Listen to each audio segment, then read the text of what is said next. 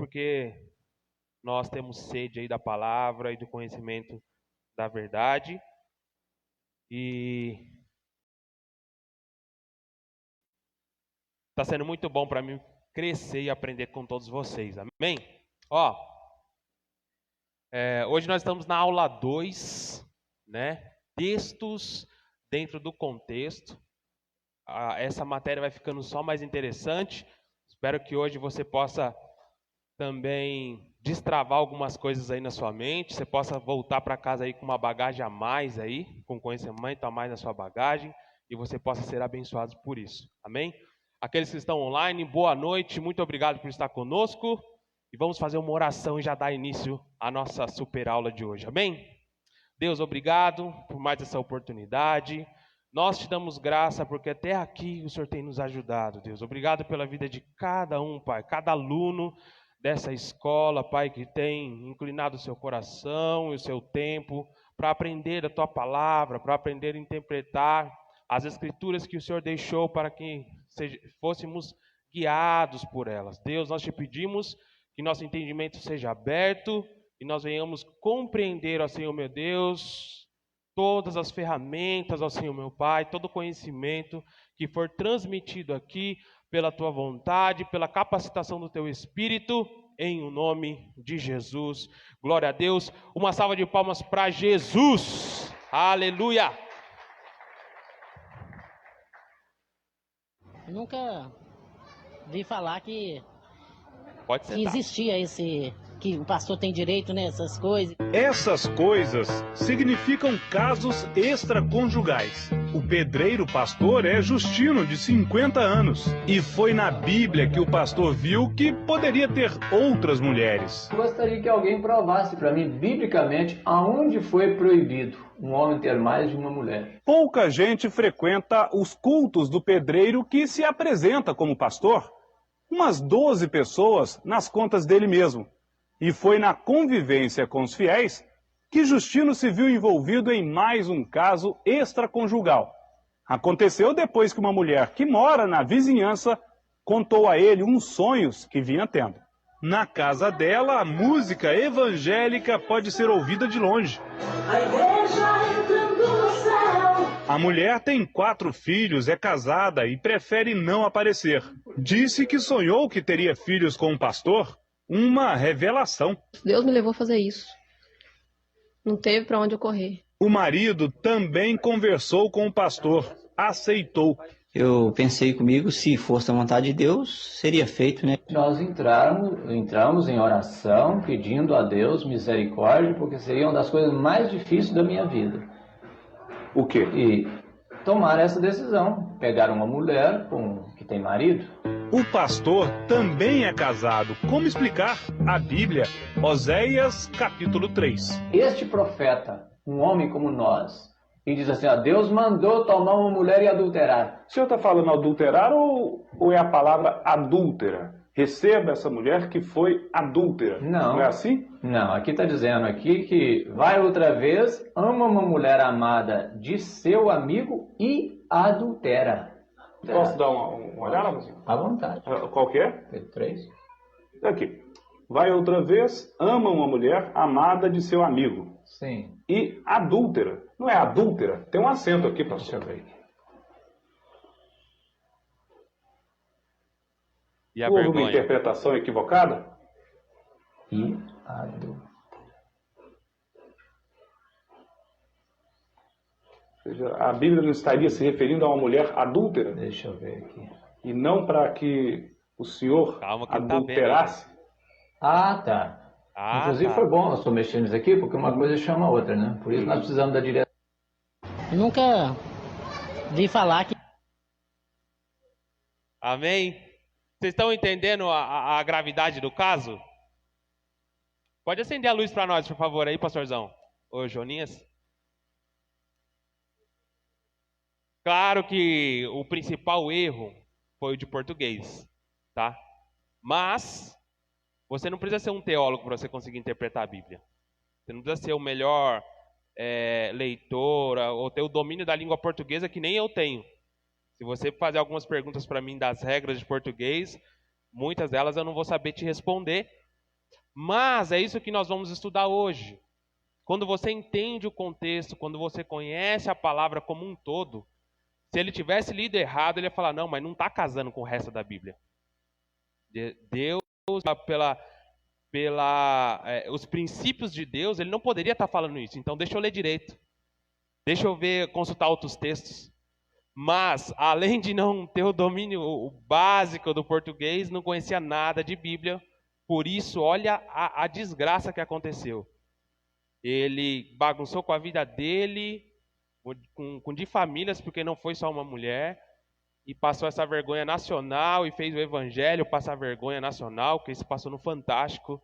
Tudo isso por interpretação de texto e interpretação bíblica dentro do seu contexto. Se ele tivesse levado em conta o contexto do livro de Oséias, ele jamais teria caído nesse erro. Amém? Então, isso que nós vamos estudar hoje.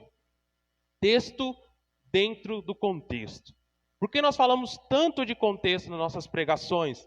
Porque às vezes nós vamos fazer uma introdução de um livro e é uma introdução tão cansativa até, chega a ser exaustiva, vamos dizer, não cansativa, mas chega a ser uma introdução exaustiva. Primeiramente, você já caiu numa conversa onde você não foi introduzido? Onde existe aquela famosa frase, caiu de paraquedas, entrou no bonde e quer sentar na janelinha? Quem que já passou por isso? Eu já passei. E quando você chega numa conversa onde você não foi introduzido, você não está 100% por dentro do contexto daquela conversa, essa é a tendência. É você entender errado o que está se falando e o pior, você comentar errado do que está se falando, né? Aí você vai dar uma opinião, não, mas não é bem isso que a gente está falando.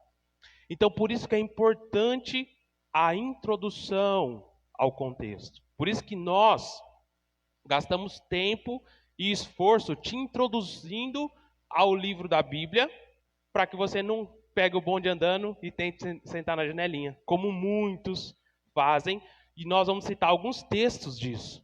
A pessoa cai de paraquedas num texto bíblico, num versículo isolado, e aí ela entende errado e comenta errado.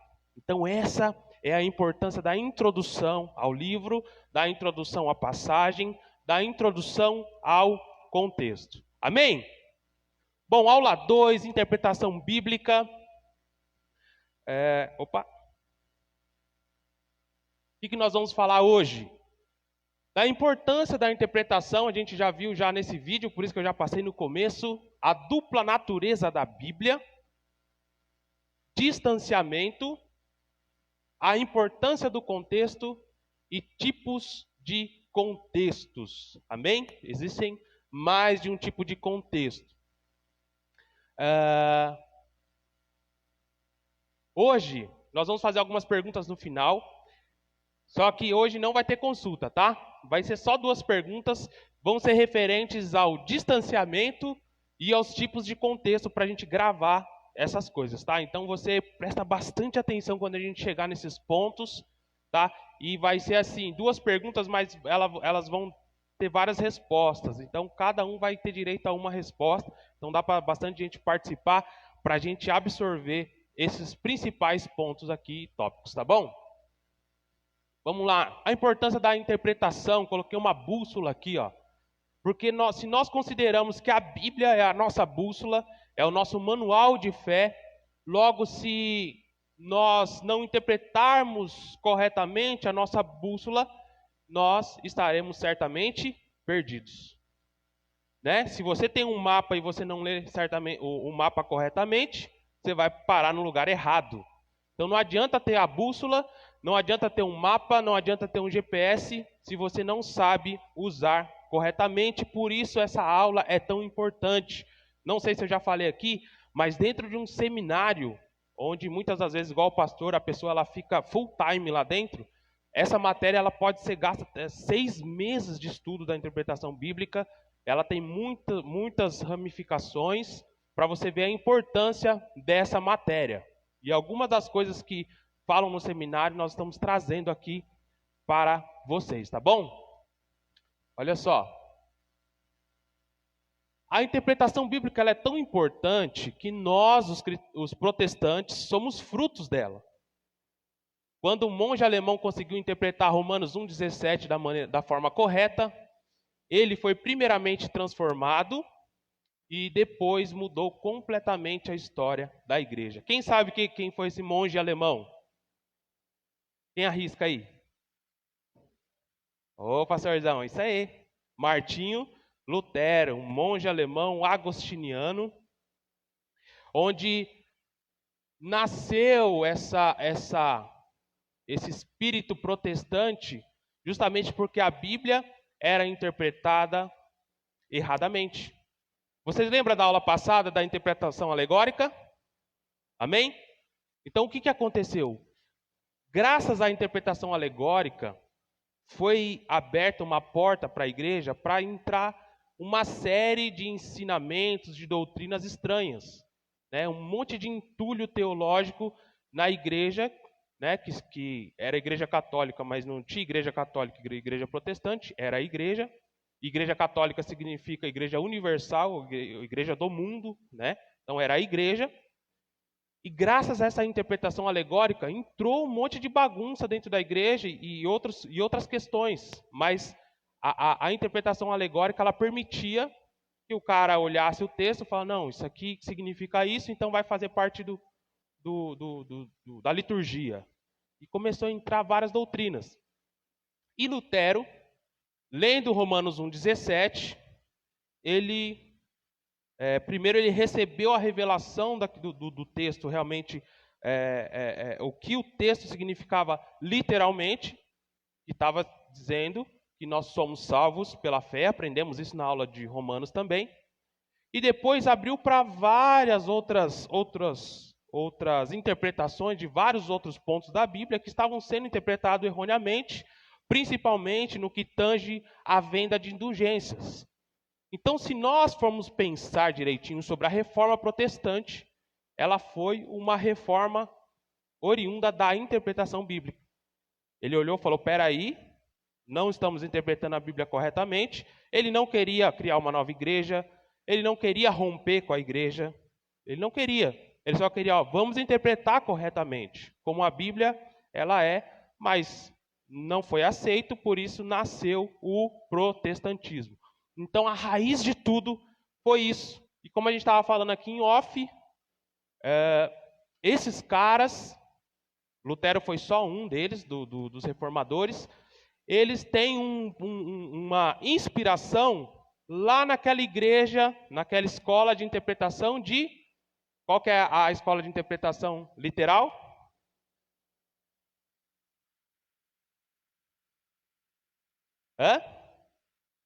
Alexandria é a alegórica. Qual que é a outra? Quase, né? Termina com ia também. Antioquia da Síria. Ah, tá lá, chegou perto, hein? Chegou perto. Pousou do lado, né? É isso aí. E é legal a gente fazer isso para a gente gravar. Então, aquela escola de interpretação influenciou os reformadores que, como Luciano de Samosata e os seus seguidores, eles quiseram, vamos voltar para os originais, vamos voltar para o que a Bíblia quer dizer. Os reformadores fizeram a mesma coisa. Vamos voltar para a Bíblia, o que a Bíblia quer dizer, e vamos interpretar como ela é. Tá bom? Olhem a importância da interpretação. Nós somos frutos da interpretação bíblica. Olha aqui, ó. Esse é o Martinho Lutero.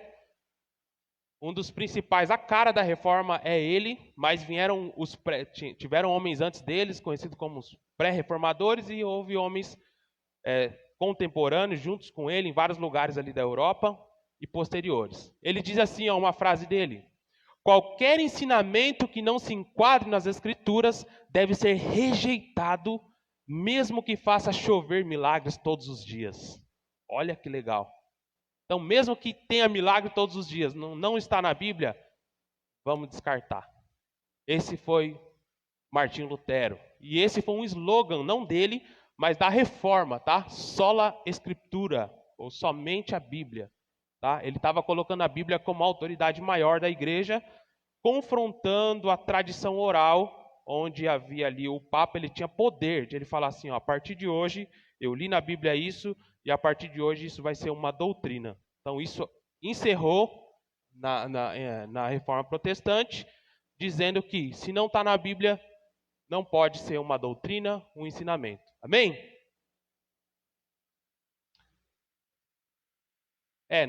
Para nós, né? Seguidores deles. Para a Igreja Católica, essa questão da tradição oral ainda ela é ativa, né? O Papa ele tem esse poder. Então, em dupla natureza. Você sabia que a Bíblia ela tem uma dupla natureza? Sabia? A Bíblia ela tem uma dupla natureza, uma essência dupla. Né? E quais são essas duas naturezas, essa essência da palavra de Deus, das Escrituras? Ela tem a essência divina, né? A natureza divina. Coloquei uma imagem aqui de um artista aí da história aí de Deus, né? Achei bonita essa foto aí. Né? Ninguém viu a Deus, Deus não é assim não, tá, irmão? Só para ilustrar. Então, a Bíblia ela é espiritual, ela é divina, ela é a palavra de Deus, ela é a revelação de Deus e nós cremos nisso. Nós cremos que a Bíblia, que hoje está nas nossas mãos, essas santas escrituras, é a palavra de Deus para nós. Amém? Inspirada pelo Espírito Santo e foi a forma que Deus escolheu para se revelar ao homem. Né? Então, até eu fiz aqui, coloquei essa imagem e até um contraste, por quê?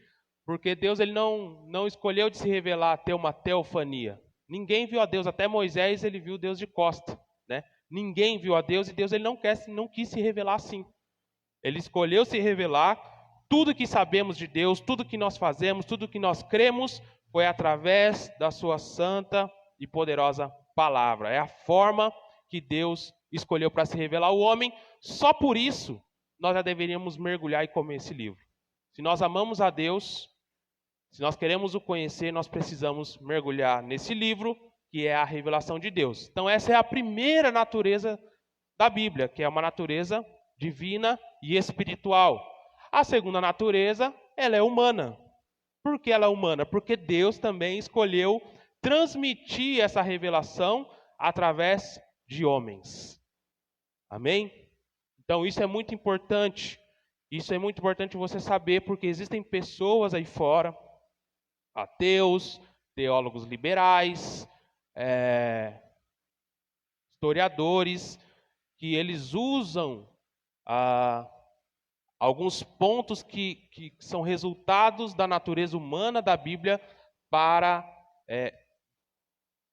desacreditar realmente que ela é a palavra de Deus. Então isso é importante, nós sabemos que a Bíblia é humana, e se ela é humana, como ela foi transmitida por homens, ela está sujeita a limitações humanas. Inclusive, a Bíblia não é a revelação total de Deus. Não quer dizer que se eu decorar a Bíblia, se eu conhecer todas as palavras da Bíblia, eu vou conhecer Deus na sua totalidade. Então a Bíblia é limitada.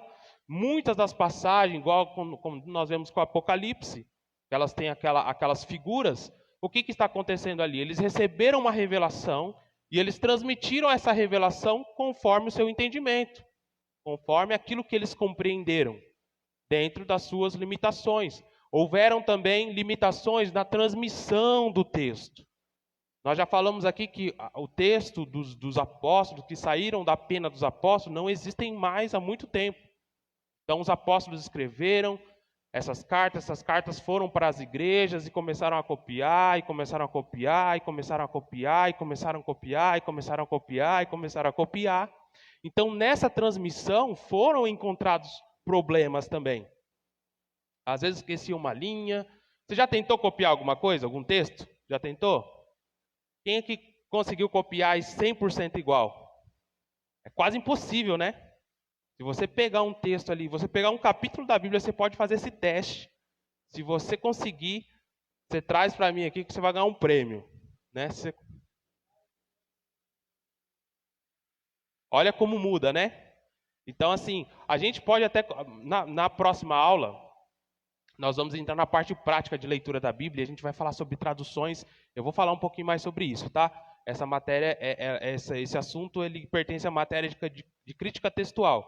Não vou falar sobre a matéria inteira, mas eu vou pincelar. Então, um acento que muda muita coisa, né? E aí eu vou dizer, eu vou mostrar para você que a gente não precisa se preocupar quanto a isso, que a Bíblia, a Bíblia foi alterada, deturpada e tal. Fica tranquilo quanto a isso, tá bom? Mas houve sim,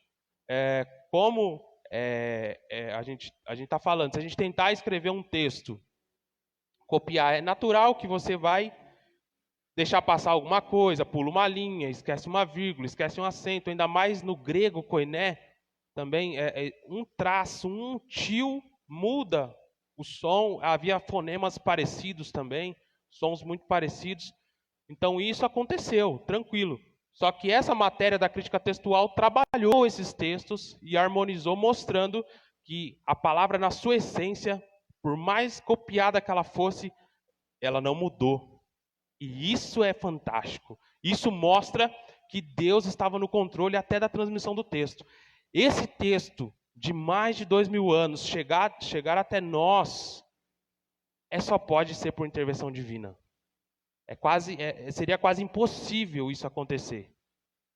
E se chegou, é porque Deus estava no controle. Deus, ele realmente foi o autor dessa palavra, ele queria que chegasse até nós. Amém?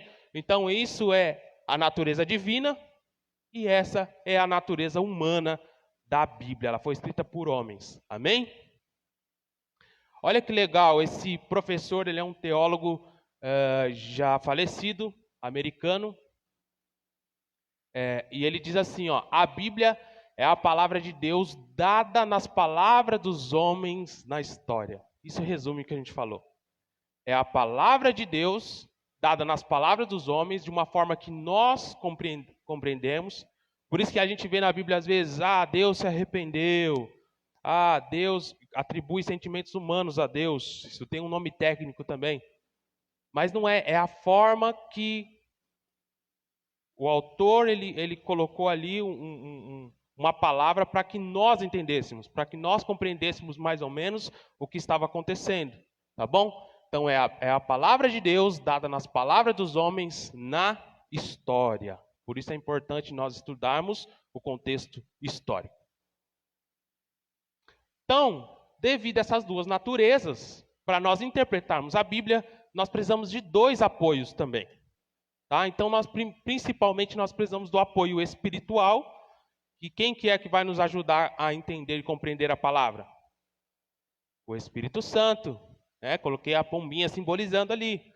O autor da palavra vai estar do nosso lado, nos ajudando a interpretar e a compreender, e principalmente a entender que aquilo que está escrito aqui é para nós, e que nós venhamos ter fé na palavra de Deus. Essa é a diferença de nossa, que cremos como palavra de Deus, de um ateu, de um teólogo liberal, que ele estuda e às vezes sabe muito, muito, muito mais do que nós, só que ele não crê. Ele lê e considera a Bíblia simplesmente como um livro histórico. Nós não, nós valorizamos o contexto histórico, nós valorizamos a história, mas nós temos o Espírito Santo que faz nos crer que aquilo é a palavra de Deus. Amém? E o apoio acadêmico. Homens que se debruçaram, que estudaram. Gente, se nós vemos o trabalho que é uma tradução, nós precisamos orar e agradecer a Deus por nós estarmos num país que temos várias traduções na nossa língua. Por exemplo, Coreia do Sul, não é nem a do Norte, tá? Que é onde o evangelho é proibido. Na Coreia do Sul existe uma versão apenas. A versão standard, e é aquela, e Deus te abençoe. Mas nós estamos num país que tem várias traduções. E, meu amigo, se você soubesse o dinheiro, o trabalho, quantas pessoas se envolvem numa tradução da Bíblia, então nós precisamos valorizar esse trabalho. Sabe? Pessoas se debruçaram diante desse livro, pessoas estudaram o contexto histórico, pessoas buscaram e gastaram rios de dinheiro fazendo seus mestrados, doutorados. Temos aqui a doutora Rúbia, né, Rúbia? É barato fazer um doutorado? É fácil? Né? Foi até para fora do país. E homens que gastaram as suas vidas e têm gastado a sua vida para estudar e para nos trazer esses conteúdos que vão nos apoiar. Então, não é pecado não é errado você usar desses apoios. Nós precisamos desse apoio. Então, isso são comentários bíblicos, são comentários históricos, culturais, são ferramentas que nos ajudam na interpretação. A gente vai falar um pouquinho mais na próxima aula. Olha que legal, João Calvino, uma outra figura aí também da Reforma, muito conhecido pela sua doutrina de salvação, mas ele tem um extenso conteúdo onde ele fala de diversas áreas aí da sociedade, e é um homem muito influente. E ele tinha uma frase que ele falava: orare e labutare. Então ele falava, a interpretação da Bíblia, você precisa orar, você precisa do apoio do Espírito Santo, mas você precisa trabalhar, você precisa estudar, você precisa gastar tempo para você compreender as Escrituras, tá? Então, lembra dessa frase, orare e labutare, né, no latim. João Calvino, ele diz assim, com estes termos, né, com esses termos ele expressou a necessidade de súplica pela ação iluminadora do Espírito Santo e do estudo diligente do texto e do contexto histórico. Então, nós precisamos buscar a ajuda do Espírito Santo, mas nós precisamos estudar. Né? Para saber quem eram os fariseus, para saber quem eram os saduceus, para saber quem eram os zelotes, para saber qual a influência do Império Romano, eu tive que estudar. O Espírito Santo não me revelou. Revelou para você, Vitor? Você teve que estudar um pouquinho? Ele pode revelar? Claro que pode. A sua capacidade é infinita. Eu poderia dobrar o meu joelho e receber um download na minha cabeça, que não é pequena, né? Cabe bastante coisa, com todas as informações.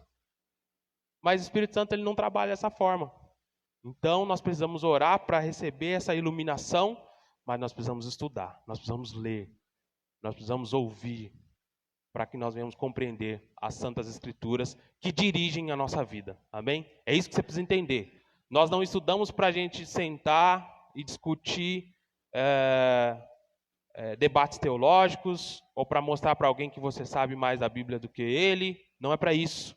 Nós precisamos interpretar a Bíblia para a gente não cometer, não um erro grosseiro como a gente viu no começo, mas erros que podem ser cometidos por causa de uma interpretação errada. Amém? Olha só, distanciamento. Esse é um termo usado na academia. Quando eu falo academia, tá, eu falo dos seminários, das faculdades teológicas, dos doutores aí, e eles falam desse termo chamado distanciamento, que nós estamos distantes do texto. Tá? E vão haver alguns tipos de distanciamentos. Tá? Eu gostaria que você prestasse muita atenção nesse tempo aqui, que depois nós vamos fazer algumas perguntas. Tá? Então, nós estamos distantes do texto. Né? Então, aqui vai mostrar o porquê estudar o contexto. Quais são os distanciamentos? Primeiro aqui nós vamos ver o distanciamento temporal. No mínimo 2 séculos nos separam das Escrituras. Provavelmente o último livro da Bíblia foi ou Apocalipse ou 3 João, que foi escrito mais ou menos em 95, 90 depois de Cristo. Então imagine, e ela começou a ser escrita mais ou menos em 60 ou 65. Então olha o tanto de tempo que foi escrito, e hoje nós estamos lendo esse livro, e esse livro faz parte da nossa vida. Pare e pense um pouquinho do que você falava, do que você comentava, do que você pregava há 10 anos atrás. Será que mudou alguma coisa? Léo, sua cabeça, sua mente, aquilo que você conversava é a mesma de 10 anos atrás? Mudou de alguma coisa. Né? A minha não é nem de 15 dias atrás. Né? A gente muda, as coisas mudam. A gente brinca aqui, né? Como se a gente fosse velho bastante. Eu fosse velho. Eu tenho cara de velho, mas eu não sou tão velho. Né? Ah, não, na minha época, né? Brincava de carrinho de rolemã. Então, de 15 anos atrás para cá, quanta sociedade mudou? O quanto os costumes mudaram? As crianças brincavam na rua, hoje elas estão com seus tablets e videogames dentro de casa.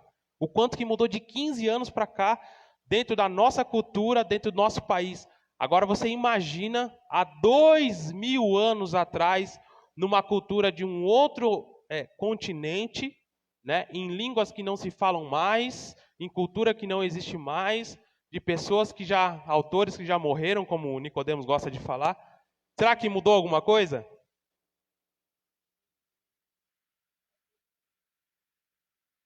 Oh, 2 séculos, é milênios. Eu coloquei errado aqui, hein? Obrigado, muito, muito bem observado. 2 milênios, 2.000 anos, coloquei séculos ali. 2.000 anos atrás. Então é muita coisa. Então esse é o primeiro distanciamento. Nós estamos longe temporalmente. E o que isso interfere? Interfere que a diferença de você ler a Bíblia hoje, que é um livro antiguíssimo, não é a mesma coisa de você ler a revista Veja. Você lê o jornal agora. Por quê? Quando você vê uma matéria na Veja, no jornal, nós estamos inseridos no contexto. Ah, está falando do Bolsonaro, está falando do Covid. Você não precisa gastar um esforço para você entender do que está falando. Amém? Porque está acontecendo. Você está imergido no contexto. Agora, nós precisamos estudar porque faz 2.000 anos atrás, num outro contexto, numa outra história, e aí você precisa se transportar para lá. Amém? Então, o que nós fazemos aí para encurtar distâncias? Vamos participar aí? Fala para mim aí, quando nós temos uma distância aí, um distanciamento, como que nós fazemos para encurtar essas distâncias? Não, no dia a dia. Distante, daqui em Pouso Alegre, o que você faz para encurtar essa distância? Se você tem alguma coisa para resolver lá, ou se você tem alguém para conversar lá, para resolver um problema. Telefone é um método, o WhatsApp é um método. Qual outro método de encurtar a distância?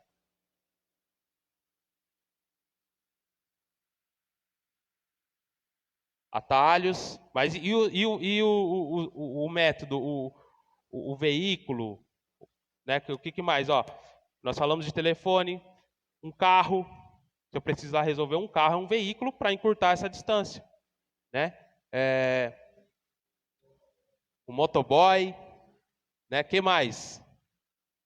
E-mails. E quando nós temos um vácuo no meio, e eu preciso pular daqui para um outro espaço, e nós temos aí um abismo no meio. Pontes. Né? Então eu gostei de usar esse termo. Estudar o contexto é você construir pontes. Porque existe realmente um vácuo, um vazio aí de 2.000 anos. E aí nós vamos construir uma ponte para nós tentarmos chegar lá nesse cenário. Então quando nós vemos aqui, colocamos aqui o Império Romano, Vítor e tal, a ideia é essa, é você se transportar lá para aquele meio, para aquele contexto, e aí você chegou na conversa. Aí você vai conseguir entender do que está se falando para você poder comentar, porque senão nós estamos fazendo isso, nós estamos pegando o bonde andando e sentando na janelinha, tentando falar de uma coisa e tentando aplicar. Existem muitos erros de anacronismos, né? Colocar um fator, uma palavra, um acontecimento numa época que não é dela. Por quê? Porque não estudou o contexto. Às vezes as pessoas fazem aplicações erradas, porque não estudou o contexto. Amém? Então essa é a importância de estudar o contexto.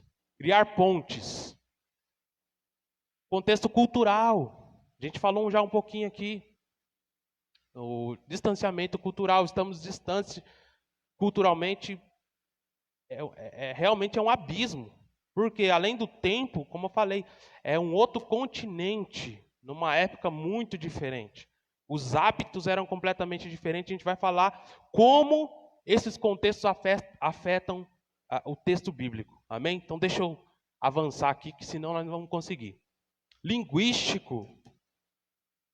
Quem sabe aqui as línguas que foram que foram escritas na Bíblia?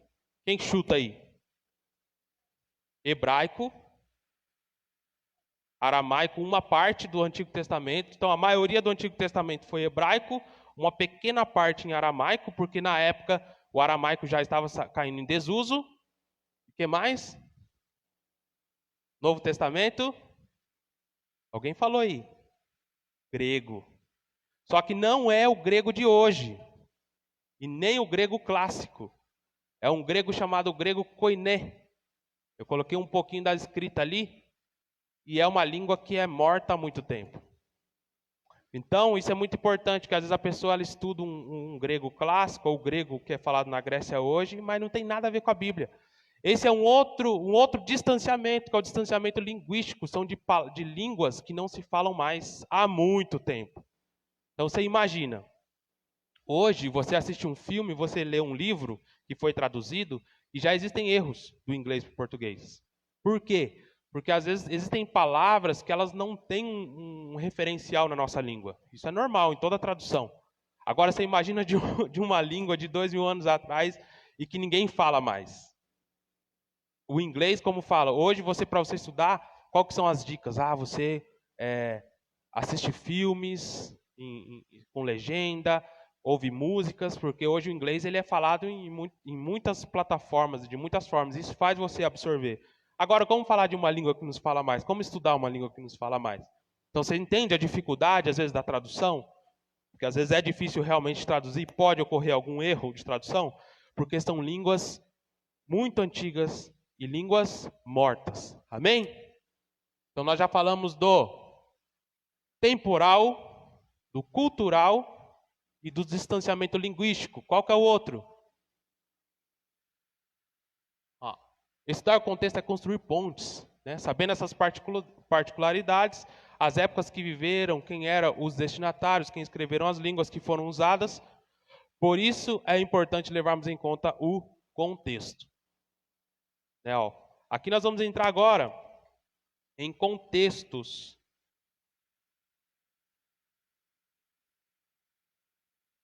No PDF, eu coloquei ainda mais um tipo de contexto, tá?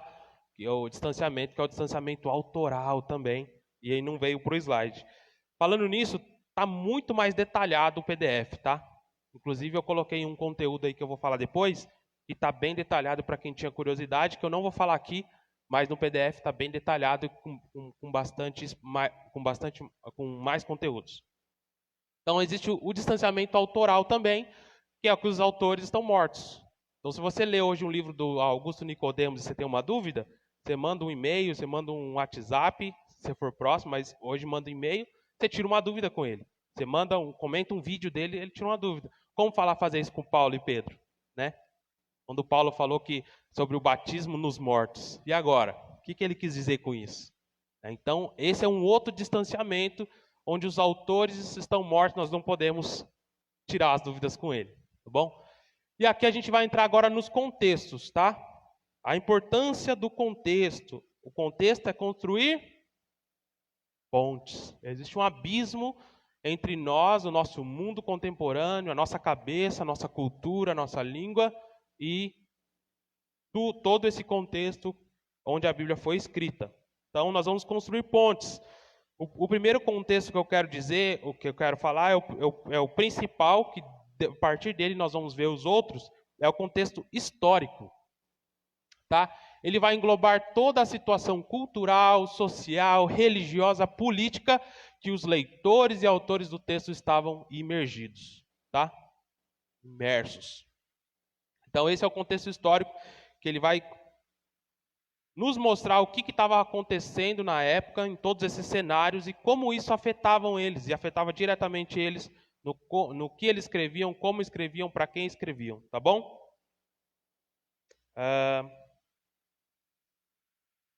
Então, cultura, né? Os hábitos e costumes e tradições, a sociedade, como eles se relacionavam, a literatura, havia os estilos literários, formas literárias de escrever e de construir textos, a política, que a gente vê o quanto que afetava, a gente tem estudado aí, o Império Romano, o Novo Testamento, ele praticamente foi escrito dentro do Império Romano, né, Vitor? Todas as cartas ali estavam dentro do Império Romano. E a religião. A gente vê o farisaísmo muito presente ali nos tempos de Jesus. Jesus falando muito com os fariseus, os saduceus, né, a briga entre eles e os zelotes. Né, os próprios apóstolos, eles vinham dessas correntes teológicas. Paulo era um fariseu.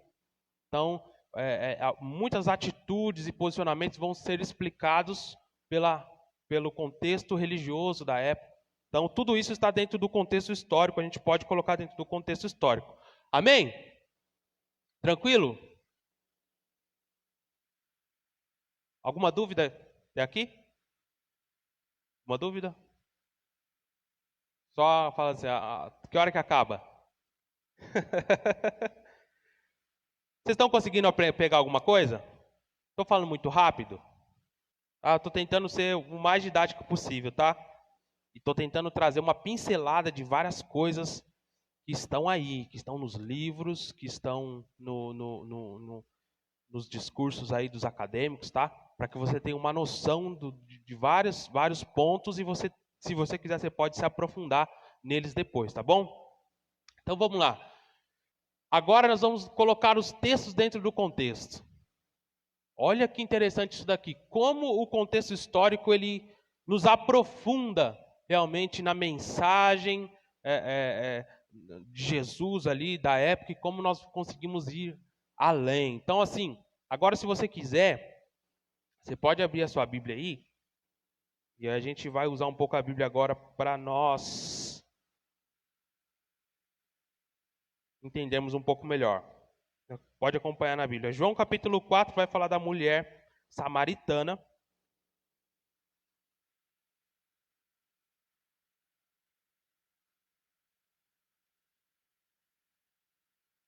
Tá?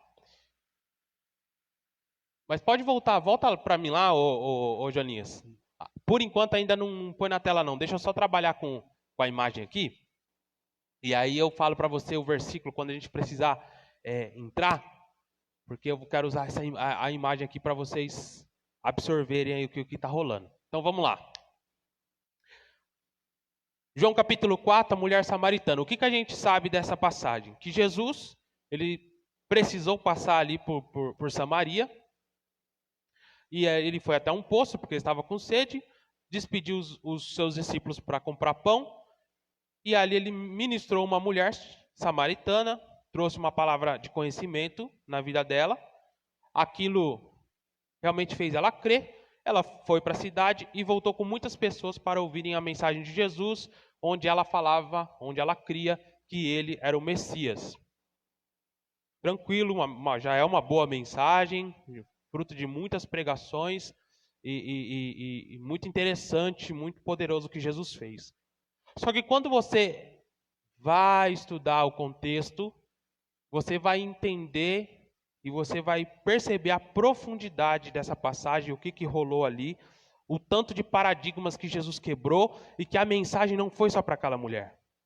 A mensagem fala até hoje para todos nós. Então vamos lá? Bom, primeiro é importante a gente entender na sociedade como eles se relacionavam os judeus e samaritanos.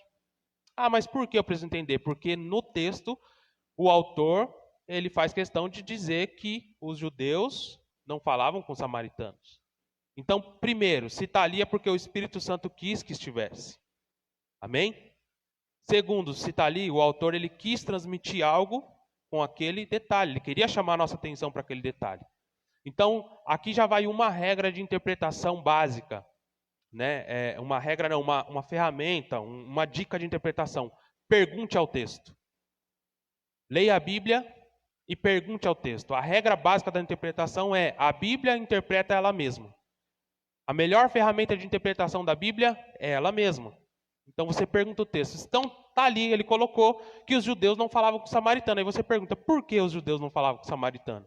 Aí você vai recorrer a esses recursos, a comentário bíblico, histórico, cultural, e você vai ser levado de volta para a Bíblia, lá nos livros de 1ª, 2ª Reis e Crônicas, onde depois que houve a divisão do reino norte e sul, depois da morte de Salomão, os reinos, eles já antes de dividir, eles pecaram e várias vezes contra Deus. E o reino norte, depois da divisão, ele teve uma sequência de reis também que fizeram o povo pecar e os profetas foram levantados para dizer: olha, o juízo vai vir contra vocês, se arrependam e tal. Não se arrependeram, Deus usou povos como um instrumento de justiça, de juízo contra o reino sul e contra o reino norte. Tá? E esses reinos foram qual? O reino sul, que foi a tribo de Benjamim e de Judá, foi os babilônios que vieram e levaram o povo cativo. O reino norte foi os assírios, que levaram as outras 10 tribos cativas. E aqui que está o negócio. O reino sul, cativos pela Babilônia, eles conseguiram, de certa forma, conservar a cultura, a tradição, a fé judaica no cativeiro. O reino norte, que foi cativo pelos assírios, os assírios eles tinham uma política de domínio, onde eles disseminavam o povo. Então eles dominaram ali aquelas tribos e dominaram outras tribos de outra terra, de outra parte. O que eles faziam? Eles levavam todas as tribos para um assentamento e misturavam essas tribos. Para quê? Para eles perderem a chance de levantar, de ter uma revolta nacionalista. De eles estarem ali dentro daquele império e falar assim, não, nós somos o povo de Deus, vamos nos unir, como aconteceu até lá com o povo no Egito, né? Então Moisés se levantou, houve ali uma imposição e o povo, né, saiu do Egito. Não foi uma revolta do povo, mas para vocês terem uma ideia que é possível quando um povo ele se mantém a sua cultura, a sua nacionalidade, o seu nacionalismo e tal. Então os assírios tinham essa estratégia. E aí que foi o problema. Por quê? Porque os judeus, essas 10 tribos, elas se misturaram com outras. Então, quando houve o fim do cativeiro e começou o regresso para suas terras, os judeus não consideravam os samaritanos mais como irmãos. Por quê? Eles eram mestiços e eles realmente se misturaram, e misturaram crenças, e virou um povo realmente sincrético ali. E aí eles não eram considerados mais um povo puro, e os judeus eles não consideravam mais os samaritanos como irmãos. Então ali que iniciou essa rixa de judeus com os samaritanos. Tanto que os samaritanos, não podendo adorar no templo em Jerusalém, eles construíram um templo em Gerizim, ou Siquém, e daí vai explicar a outra situação que ela fala. Onde nós vamos adorar? Aqui ou em Jerusalém? E aí Jesus fala, nem aqui, nem em Jerusalém, mas o Pai procura, é chegada a hora que o Pai procura os verdadeiros adoradores, que adorarão o Pai em espírito e em verdade. Você entende? Quando você estuda o contexto, e muitas vezes você vai ser levado para a própria Bíblia, as peças começam a se encaixar, e você começa a entender o porquê. Então, quando Jesus, um judeu, ele pede água e ele para falar com uma samaritana, ele está ignorando essa rixa que na época já tinha 700 anos de treta ali entre judeus e samaritanos. Então Jesus, ele já traz uma mensagem para aquela mulher, e ela entendeu, falou, como tu judeu pede água para mim, uma mulher samaritana? Então ali ele está falando, você é mais importante do que essa briga boba. Então ela já entendeu, e isso também já é uma mensagem para nós hoje. Né? De nós colocarmos a vida das pessoas acima de diferenças. Essa já é a primeira mensagem que Jesus transmite para nós. Só que se você não entende, você passa ali por cima, o judeu não falava com o samaritano, tá bom. Você não entende a profundidade do que Jesus está fazendo. Ali é quebrar um paradigma. Para vocês terem uma ideia, no mapa, o caminho que Jesus estava fazendo, geralmente o judeu ele fazia uma volta. Pena que eu não trouxe o mapa dessa vez aqui. Isso aqui veio agora. Eles faziam uma volta para não passar por Samaria. Se eu não me engano, era da Judéia para Galiléia. Por quê? Os samaritanos não deixavam os judeus passar, e muitas vezes a caminhada era muito longa, eles iam ter que pousar no meio de Samaria. Eles tinham que encontrar um lugar para dormir. E os samaritanos não deixavam. Jesus já havia passado por isso junto com Tiago e João. Uma vez ele estava fazendo o mesmo caminho, e ele tentou passar por Samaria, e os samaritanos não deixaram. E João e Tiago falaram assim, Jesus, quer que a gente ora e pede para que Deus mande um raio e consuma aí os samaritanos? Ele fala, não, Jesus repreende eles. Fala, vocês não sabem de que espírito vocês vêm? Então era muito comum o judeu ter que fazer esse caminho, mas eles davam uma volta. E é interessante que no começo desse texto, no capítulo 4. Pode pôr agora, Jonias. 4:4. Está dizendo, era necessário passar por Samaria. Então, o caminho mais perto entre dois pontos é uma linha reta, né? Então, era mais fácil passar por Samaria. Então, aqui tem esse duplo sentido. Era necessário porque era a linha mais reta, mas aqui nós já entendemos que havia um plano de Deus para que Jesus passasse por Samaria. Amém? Então, geralmente, os judeus eles davam a volta, só que ali Jesus passou por Samaria e ele quebrou esse paradigma, primeiramente, aí dessa rixa aí social e étnica entre judeus e samaritanos. Amém? No PDF, acho que eu coloquei as referências lá. Se você quiser estudar, está no livro de 1 Reis, 2 Reis e algumas coisas na Crônicas, nos livros de Crônicas.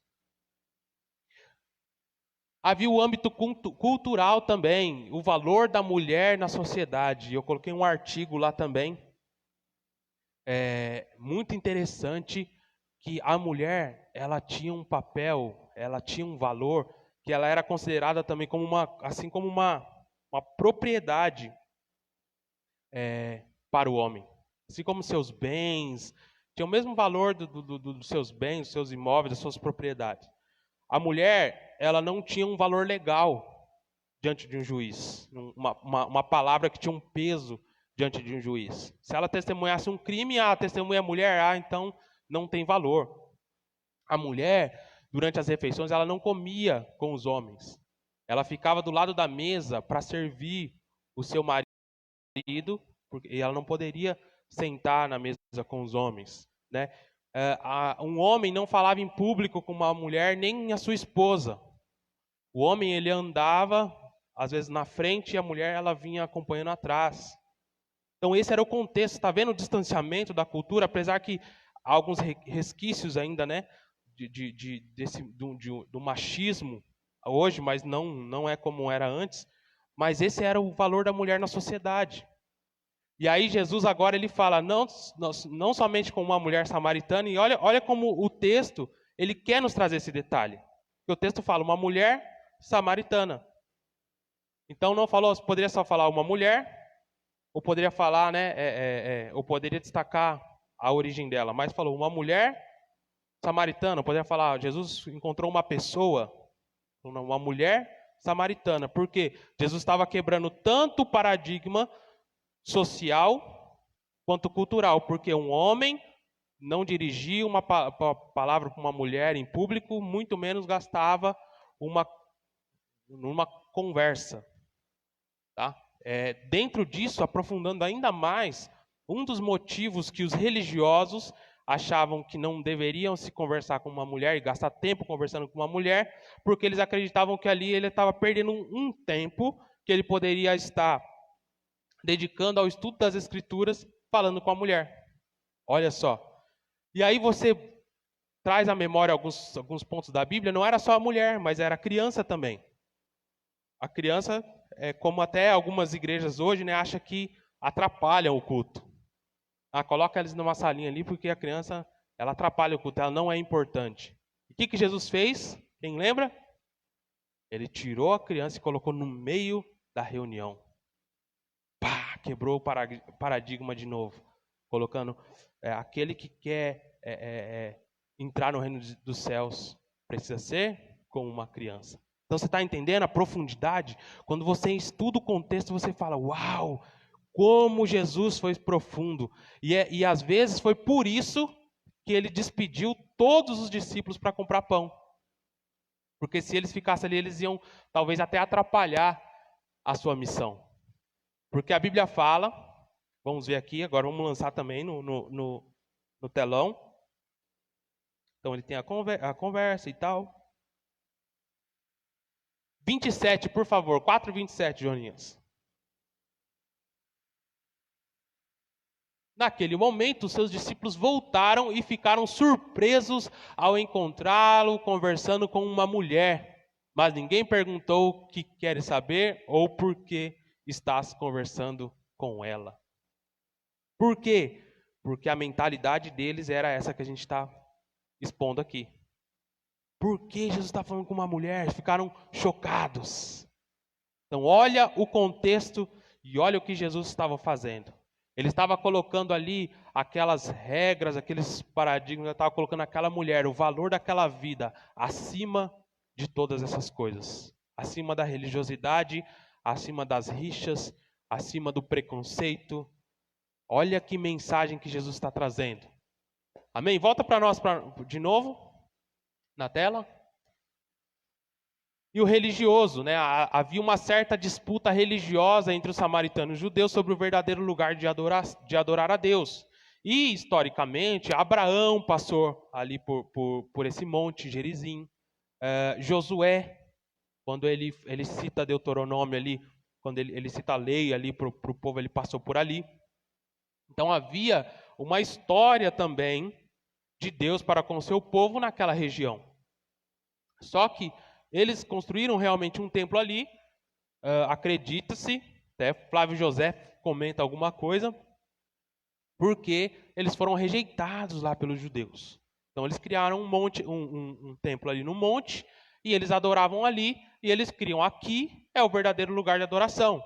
E os judeus lá em Jerusalém falam, não, é aqui o verdadeiro lugar de adoração. Então havia também esse contexto religioso. Por isso que quando ela vê que Jesus é profeta, quando Jesus dá uma palavra de conhecimento dela, logo ela já pergunta, mas e aí? Vocês falam que é lá e nós adoramos aqui, aonde nós devemos adorar? E aí Jesus quebra novamente, ele dá ali um parecer, né, que o lugar certo é realmente Jerusalém. E aí historicamente a gente vê que realmente Deus ele se manifestou por um tempo, mas depois realmente Deus ele agiu em Jerusalém, mais em Jerusalém. Mas ele fala, não, ele já acaba essa conversa, ele fala, não, é em espírito e em verdade.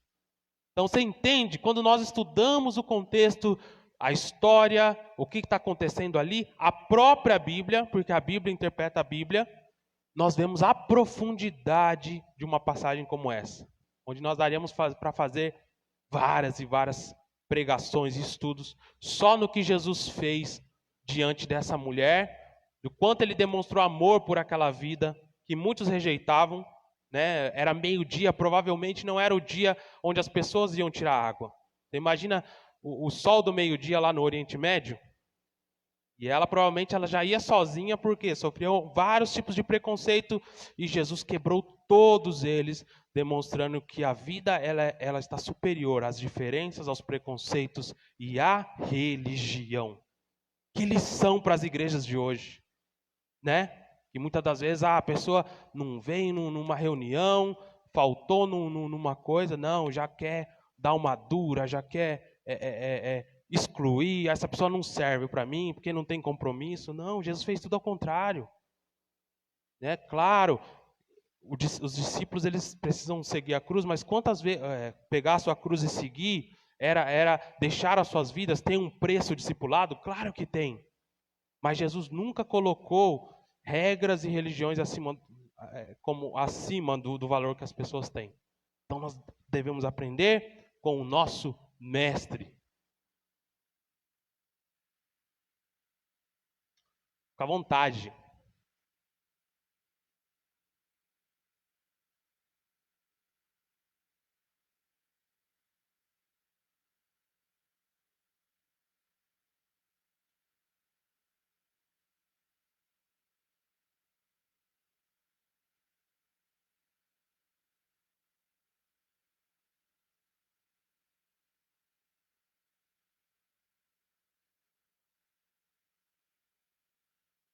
Então, não vou dizer que é uma herança disso, mas eu acredito que Jesus ele permitiu trazer essa mensagem, é igual eu falei, está falando até hoje, está falando com a gente, está falando com a igreja de hoje.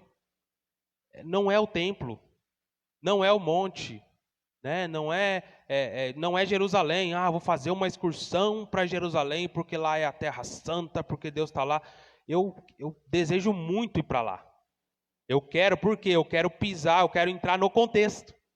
Eu sei que quando eu chegar lá e passar por lugares, a minha compreensão bíblica vai expandir. Eu tenho muito desejo de ir para lá. Mas não com esse pensamento. Que lá é a Terra Santa, que Deus está lá, porque, né, os judeus, eles oravam voltados para o templo. E claro, havia realmente uma promessa. Na dispensação onde os judeus estavam vivendo, Deus se manifestava no templo. Mas hoje não. Quando Jesus fala, está chegando agora a hora e é chegada, ele está falando, é a partir de mim, as coisas mudam. Agora vai ser em espírito e em verdade. Então, assim, respondendo a sua pergunta mais claramente, não é uma herança, mas é uma mensagem para a igreja de hoje, que não é placa A, placa B, não é no templo, a gente poderia reunir em qualquer lugar, ser igreja em qualquer lugar. Mas é muito mais confortável e muito mais organizado a gente ter um lugar onde para se reunir. Amém? Então, igreja, eclésia, é o quê? É a Assembleia dos Santos. É ajuntamento dos santos. Somos igreja? Eu sou igreja sozinho? Não. Eu sou templo do Espírito Santo sozinho. Eu sou igreja com você. Tá? Então, é essa mais ou menos a resposta.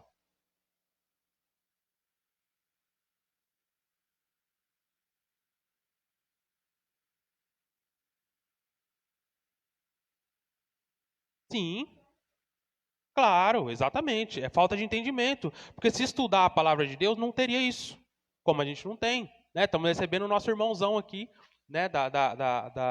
De uma igreja amiga nossa. E é isso. Até brinquei com ele, eu falei, é a mesma Bíblia? É o mesmo Jesus? Então nós somos irmãos. Não é placa. Então, é isso que Jesus faria. Jesus hoje realmente chocaria até nós. Se ele estivesse dentro do nosso contexto. Chocaria até nós. Porque ele quis ensinar dessa forma. De realmente quebrando paradigmas, porque nós queremos nos apegar a essas coisas. Né? Mas Jesus está acima de tudo isso. Vamos continuar, que senão, acho que não sei se eu consigo terminar. A criação do homem e da mulher, Gênesis 1 e 2. Isso daqui vai ter um estudo aí, um artigo também, no PDF, sobre a tal da Lilith. Quem já ouviu falar de Lilith? Tá? É uma discussão da internet, onde colocaram essa mulher aí em Gênesis. Tá? E um dos erros de interpretação para cair nessa falácia é não entender o gênero literário, e é um gênero literário que não é exclusivo da Bíblia ou de Gênesis. Mas era comum, até Paulo escrevia dessa forma em alguns pontos, e hoje nós vemos também alguns pontos. Então vamos lá, vamos tentar abrir aqui. Abre aí Gênesis capítulo 1. O que aconteceu aqui? Para quem não sabe, nunca ouviu falar esse nome chamado Lilith, dizem aí na internet que Eva não foi a primeira mulher. Tá? Que Deus ele criou o homem e a mulher no capítulo 1, só que criou Eva no segundo capítulo. Porque no capítulo 1, a Bíblia diz que criou Deus o homem e a mulher, e lá no capítulo 2, no segundo capítulo, que ele vai falar sobre a criação de Eva e tal, e eles usam um versículo que diz que quando Adão viu Eva, disse, agora sim, essa é a carne da minha carne e ossos dos meus ossos. Tá bom? Então nós vamos entender o que aconteceu aqui. Nada mais do que um gênero literário, a forma que o autor escreveu o texto. Então vamos ver? Ó, Gênesis capítulo 1.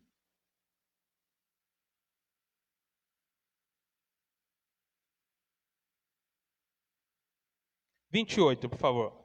26, olha lá. Então disse Deus, façamos o homem a nossa imagem, conforme a nossa semelhança, domine ele sobre os peixes do mar, sobre as aves do céu, sobre os peixes do mar, sobre as aves do céu, sobre os grandes animais de toda a terra, sobre todos os pequenos animais que se movem rente ao chão. 27. Criou Deus o homem, a sua imagem de Deus o criou, homem e mulher os criou. Aí as pessoas pegou aqui, ponto. Deus criou aqui o homem e a mulher, a primeira mulher de Adão. Aí lá no capítulo 2, a partir do verso 4, ó, para você ver, a própria Bíblia interpreta a Bíblia. Já começa assim, esta é a história das origens dos céus e da terra, do tempo que foram criados, né? Quando o Senhor Deus fez a terra e os céus, ainda não tinha brotado nenhum arbusto no campo, aí, nenhuma planta havia germinado, porque o Senhor Deus ainda não tinha feito chover sobre a terra, e também não havia homem para cultivar o solo. Todavia brotava a água da terra, irrigava toda a superfície do solo. Então o Senhor Deus formou o homem do pó da terra e soprou em suas narinas o fôlego de vida. O homem se tornou um ser vivente. Tá? Ora, o Senhor Deus tinha plantado um jardim no Éden para os lados do leste, e ali colocou o homem que formara. Pula aqui. Ele vai falar ainda sobre a criação de algumas coisas. Eu quero ir aqui, ó. 15, por favor, 15. O Senhor Deus colocou o homem no jardim do Éden para cuidar e cultivá-lo, e o Senhor Deus ordenou: coma livremente qualquer árvore do jardim, mas não coma da árvore do conhecimento do mal, porque no dia em que dela comer, certamente morrerá. Então o Senhor Deus declarou: não é bom que o homem esteja só. Farei para ele alguém que o auxilie e corresponda. Depois que formou da terra todos os animais do campo e todas as aves do céu, o Senhor Deus trouxe o homem para ver como este lhe chamaria. E o nome que o homem desse a cada ser vivo, esse seria o seu nome. Assim, o homem deu nomes a todos os rebanhos domésticos, às aves do céu e a todos os animais selvagens. Todavia não se encontrou para o homem alguém que o auxiliasse e correspondesse. Então, grava isso.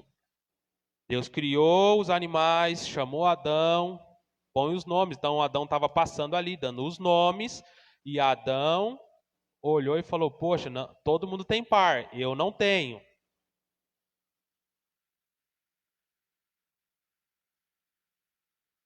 Então o Senhor Deus fez o homem cair em um profundo sono. Enquanto este dormia, tirou uma das costelas, fechando no lugar com a carne. Com a costela que havia tirado o homem, o Senhor Deus fez uma mulher. O nome Eva só vai aparecer no capítulo 3. Tá? Então, é mulher, como no capítulo 1. E levou até ele, disse então o homem: esta sim é osso dos meus ossos e carne da minha carne, será chamada mulher, porque o do homem foi tirado.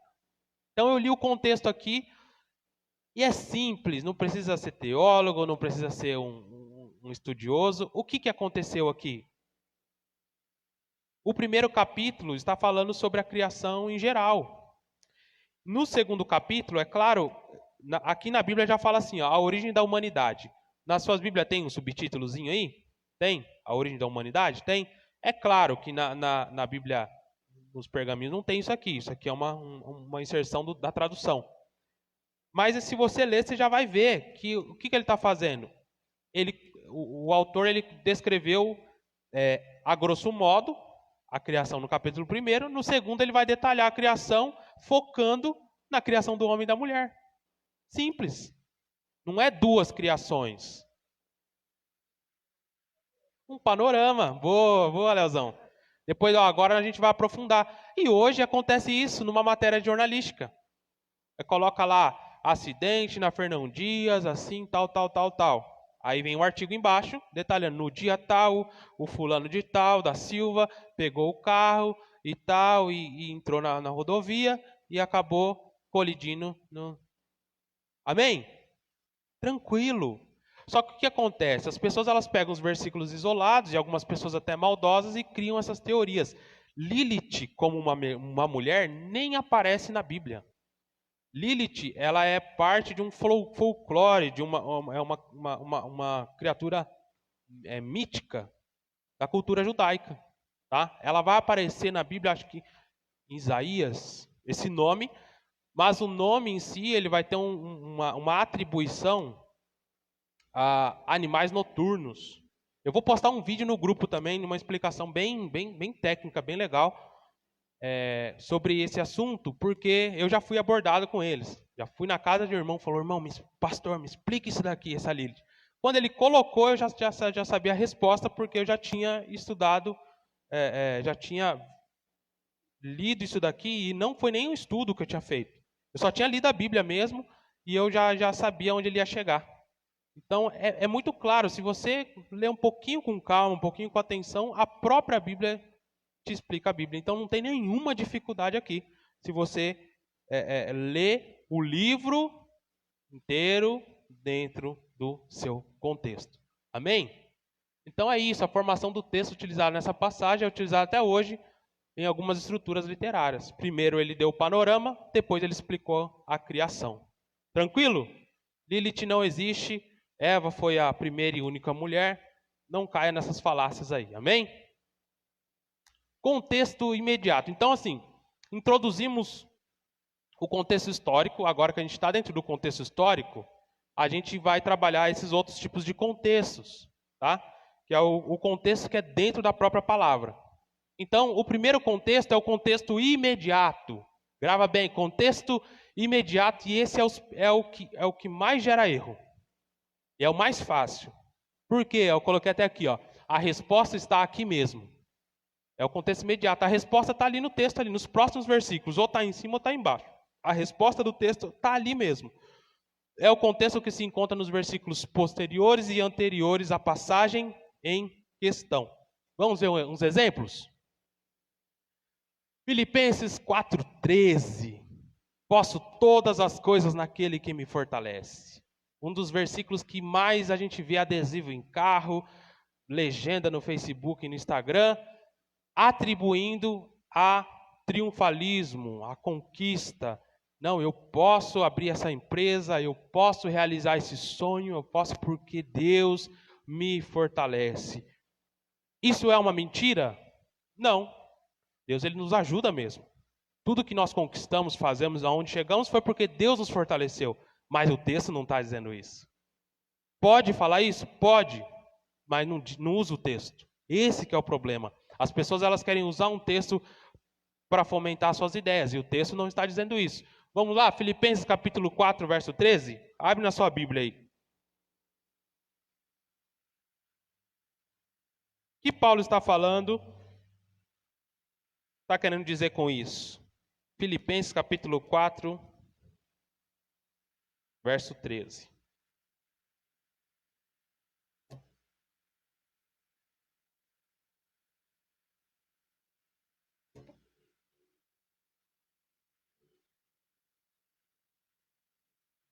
Todo mundo achou aí? Olha a sua Bíblia, se quiser anotar, se você tiver com a Bíblia aí. Se não tiver, pode ler aqui.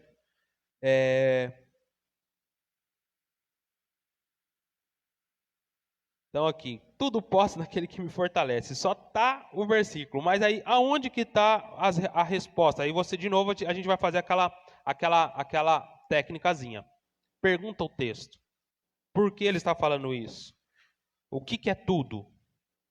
Aí nós vamos ver os versículos acima. Eles estão encaixados dentro de uma ideia e nós precisamos entender a ideia por completo.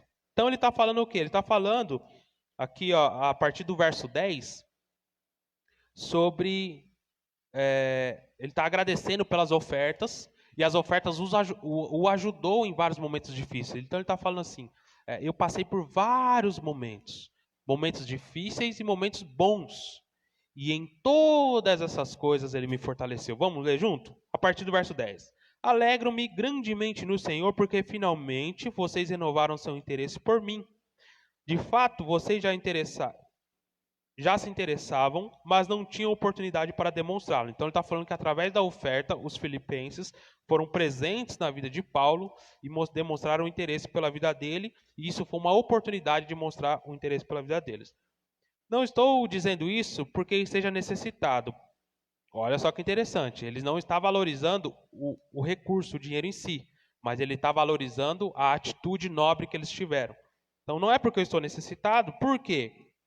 Porque aprendi a adaptar-me a toda e qualquer circunstância. Sei o que é passar necessidade, sei o que é ter fartura. Aprendi o segredo de viver contente em toda e qualquer situação, seja bem alimentado, seja com fome, tendo muito ou passado necessidade.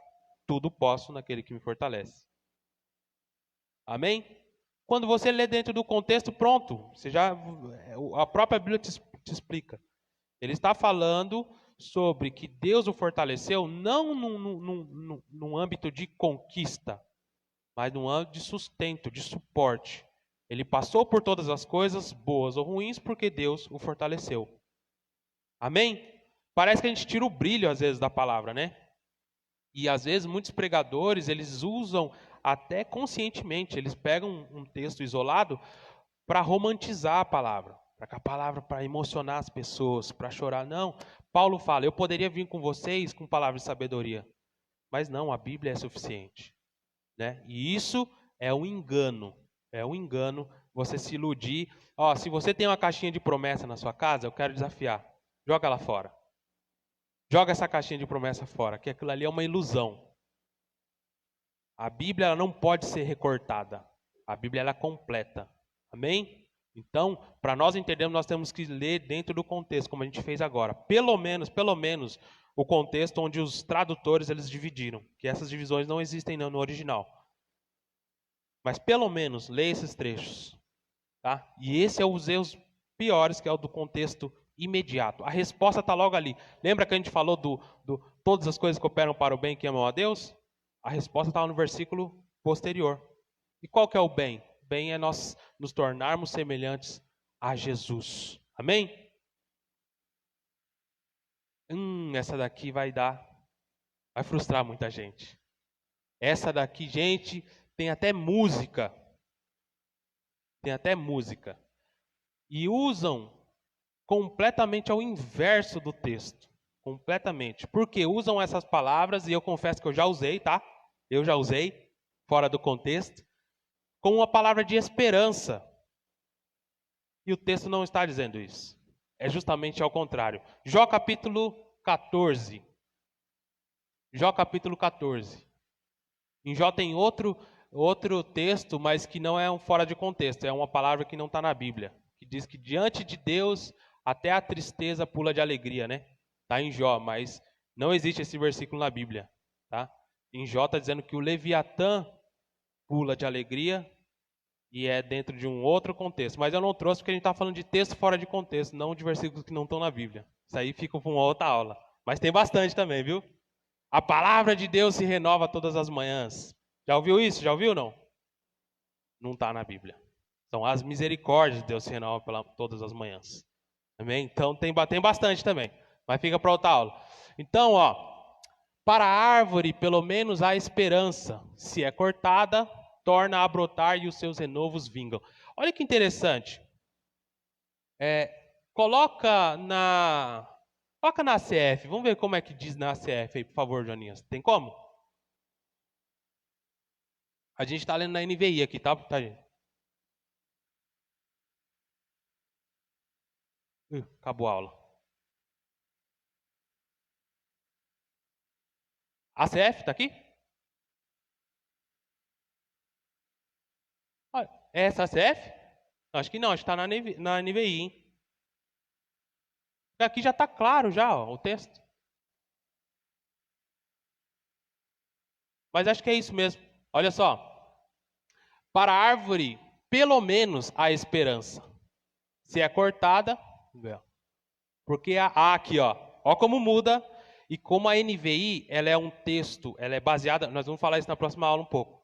Ela é baseada num texto crítico, num texto mais atualizado, mais, eu vou dizer isso, correto, do grego, da tradução. Ali você viu que o autor, ele já facilitou a nossa compreensão. Porque ele fala assim, para a árvore, pelo menos, há esperança. Então lá ficou muito mais fácil de já entender. Aqui não, aqui fala, porque há esperança para a árvore que for cortada, ainda que se renovará, e não cessarão os seus renovos. Tá? Então as pessoas usam o quê? Há esperança para o ferido. Há esperança para você, porque ao cheiro das águas passa para nós. 8. Se envelhecer na terra a sua raiz e o seu tronco morrer no pó. 9. Ao cheiro das águas brotará e dará ramos como uma planta. Aí eu faço uma pregação, mostro para vocês na Bíblia aqui, no telão, e todo mundo dá glória a Deus. Só que se você abrir na sua Bíblia e você ler o capítulo inteiro, Jó ele está lamuriando, ele está lamentando. E a tradução NVI vai dizer, porque ele está dizendo assim, porque para a árvore, pelo menos, há esperança. Ou seja, ele fala, a árvore, se ela for cortada e ela estiver junto ao ribeiro, ela volta a plantar. Mas o homem, quando morrer, não tem mais esperança. Lê o contexto inteiro do 14, você vai ver. É ao contrário. Ele não está trazendo esperança. Ele está dizendo que ele está sem esperança. Então, isso é uma fatalidade com a palavra de Deus, usar a palavra de Deus fora do contexto, ensinando erradamente, trazendo esperança aonde não há esperança. A Bíblia tem versículos de esperança? Vários. Então, usa o que a Bíblia diz, não o que a Bíblia não diz. Amém? Somos mais do que vencedores. Também é outro contexto que ele está dizendo sobre situações específicas. Contexto próximo, Romanos 1,17. Então, aqui ele fala que o justo viverá pela fé, só que a resposta desse texto não está nos versículos posteriores. Ele vai trazer a resposta lá no capítulo 3, no verso 28, e ele vai explicar que o que ele quer dizer com o justo viverá pela fé é que nós não somos salvos pelas obras, mas pela fé. Isso é o contexto próximo. O imediato são os versículos seguintes. O próximo é o que está dentro do capítulo ou dentro do livro. Amém? Então, o próximo é aquele que está nos versículos posteriores ou anteriores. O contexto imediato. O contexto próximo é aquele que está dentro do capítulo, às vezes, ou dentro do livro. Tá? Como é o caso de Romanos, que a ideia, ele lança a ideia, ele constrói os argumentos e ele conclui no capítulo 3, 28, que ele diz que nós somos salvos pela fé e não pelas obras. Tá? E aí tem também o contexto geral, que eu não coloquei aqui, porque para mim colocar um texto aqui a gente precisava de mais tempo, mas aí é um contexto de palavras muito difíceis que você pode colocar, aí você pode recorrer à Bíblia inteira, ou até a arqueologia, a história, para você compreender aquela passagem. Aí é o contexto geral. Mas os principais são o contexto imediato e o contexto próximo, tá bom?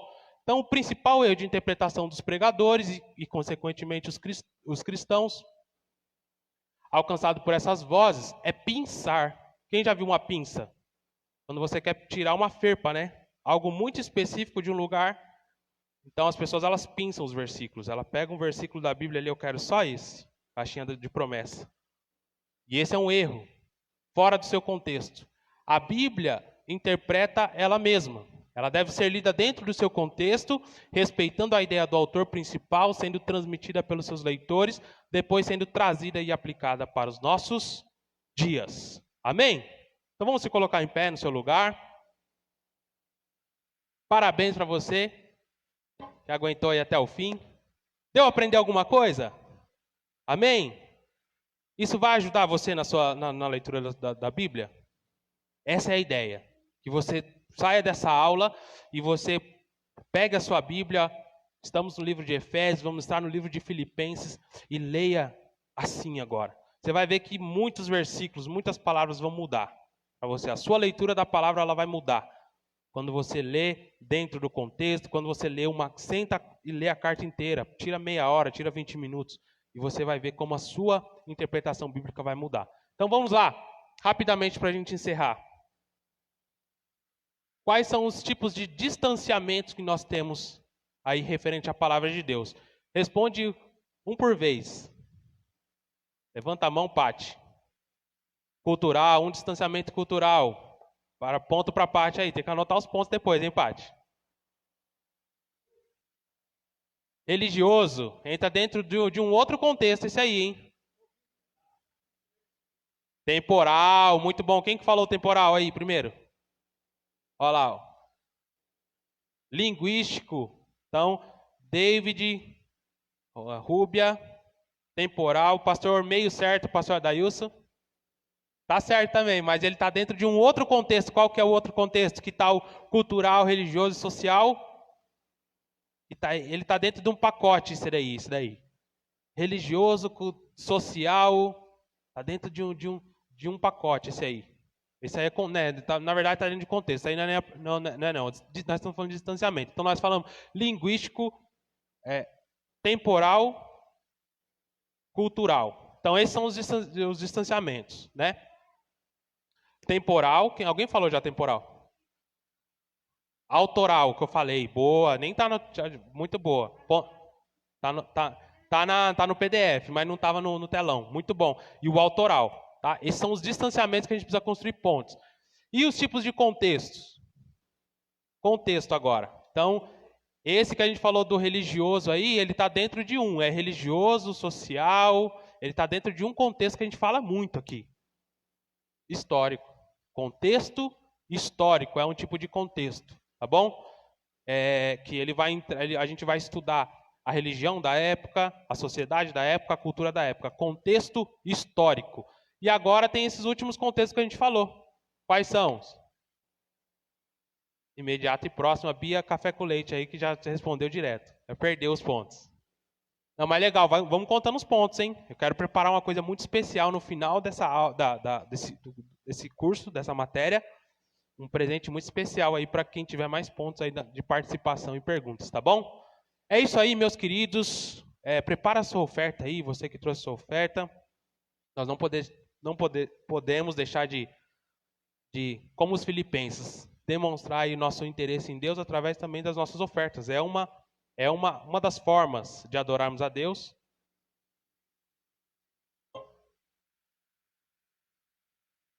E a gente encerra mais essa aula 2. Semana que vem nós vamos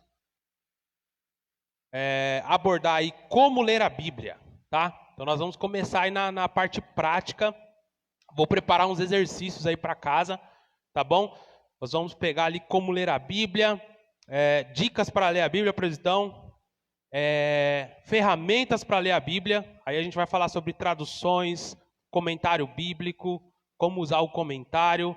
Depois nós vamos ter uma introdução à exegese bíblica, hermenêutica e exegese, e depois nós vamos entrar em aulas que vão ser muito bacanas, que vai ser aulas específicas, como ler parábolas, como ler as cartas, como ler as poesias, como ler os profetas. Não sei se eu vou conseguir fazer uma aula para todos, mas eu quero muito para você entender como ler cada estilo literário da Bíblia, tá bom? Então vai ser muito bacana a gente crescer junto aí nessas próximas aulas.